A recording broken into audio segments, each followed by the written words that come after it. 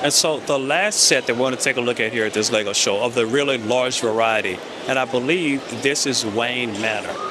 And here are the grounds up above with the gardens. It's a beautiful tree coated in red flowers, pink flowers on the other end. This is such a large and impressive build. You see the Batmobile down below. I even see some Ninja Turtles just looking at the back. It's just multiple layers. There's a gym. There's just cryostasis chambers. Wow, there's so much going on in here.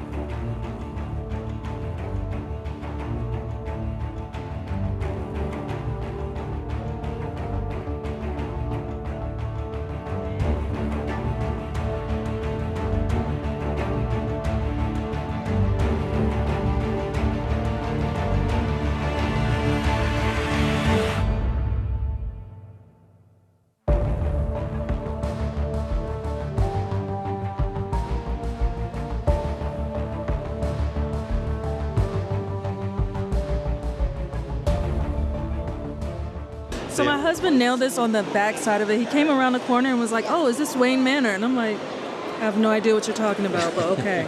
Yeah. And then we came around the corner and I saw all underneath and I'm like, "Oh, it is Wayne Manor."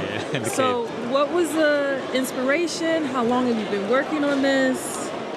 All the details. First of all, I would love the Batman anyway because I think he's the coolest, like, you know. I started Lego probably about 9 years ago. Played with it as a kid, but about 9 years ago I started getting into it a bit. And I always said I'd love to make a big Batcave. And then I went on YouTube and started checking, you know, different people that had done it. And I said, right, I want to try and see if I can build the biggest one. Humbly saying it, I don't know if it's the biggest. I just keep checking on YouTube every month to see if anyone did bigger. But so I am a health and fitness coach, and I did martial arts when I was young, and I just love the whole concept of the bat. He's an intelligent guy that learns everything as much as he can. People see him as the kind of guy that goes out and beats criminals, like, you know, but he's supposed to be the world's best detective, like, and that attracted me, like, because he's sharp as well as fit and strong. Yeah. So I wanted to build it, and I love Lego, and I said, right, it's my own design, my own planning, you know. Now, when I say planning, I never drew anything out or whatever. I just kind of had an idea in my head when I was actually thinking what I would love to have. So the big base plates are kind of 48 studs by 48 studs. And I put a table at home and put 10 of them up on it. And I started to see where it goes, you know. So I started in the middle section. I said, right, build two little hollow points about 4 or 5 inches up off the ground.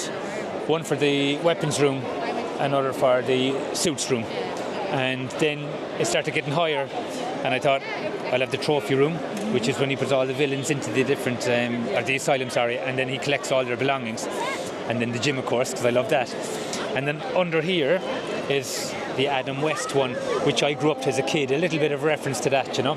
So that middle section was done, and then I just started spreading out and spreading out. So we knew he'd need a comms room where his operation centre was. I knew there's always going to be water in the cave. So I said, with the Lego sets that came out around the Lego Batman movie time, I got some of those sets that I knew I could put in. And I also had to study all the different adult cartoons. I was never kind of a comic book reader, but I just looked into all the Batman films, all the actual mythology, everything to find out what you could put in here, you know. So anything from the stuff, like from the sets I put in. But basically I created everything from just almost an inspiration and a vision that I had, that I said I'd love to get as big as I can with this, right, and put in everything that I would love if I owned the cave or if I had the cave, you know. Yeah. And then with this I just wanted a complete separation where you would never assume that he was him, you know. So I just wanted a kind of really lovely blossoming gardening, like, and rich and kind of the Playboy millionaire kind of thing, where you think there's no way could he be the Batman, you know. So he has everything there and he's everything up here. So I was just in a zone where 10 hours would pass and I wouldn't even see time, and I was just flying away, you know. So I love building. I had to study a little bit of the rock work as well. I wanted to be kind of as authentic as possible and not really leave any studs. There are a few pieces missing here. I just wanted everything as kind of clean as could be, you know, and that goes right all the way around. Originally then, the plan was to leave it at home, but people had asked me would I ever bring it to a convention. I was too nervous about it, like, because it's so big and a bit maybe delicate. I said I'll try.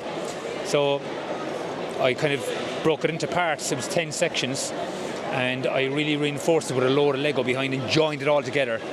And then in the last 2 weeks, I built that table with foldable legs and built the sides and the back under there. And then there's a panel to go up and screw it in, make sure it was all boxed in. And then I just prayed coming up the road that nothing would break. So we got in here and it was great, and it just looked everything. A figure or two was on the actual water, but everything was safe, you know. So yeah, I'm delighted with it, and I'm delighted to share it with you guys, and you can see it, you know, because I have the YouTube channel. That's fine. People have seen it on the YouTube channel, but when they see it in front of them, like for reality, like, you know, in person, shall I say, it's just much more effective then, you know. What's the name of the YouTube channel? Lego Leprechaun. Yeah. Being an Irishman, I said I'd just throw that in there. Because there, look, if you scan the QR code, you can actually get it, you know. So yeah, it's a big passion. I'm a big kid, like, and I love it, you know. I don't even see it, to be honest.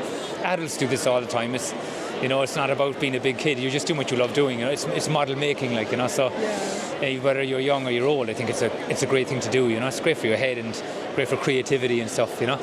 It's about what you love doing. It's passion, and just follow it, you know. That's the thing, like, you know.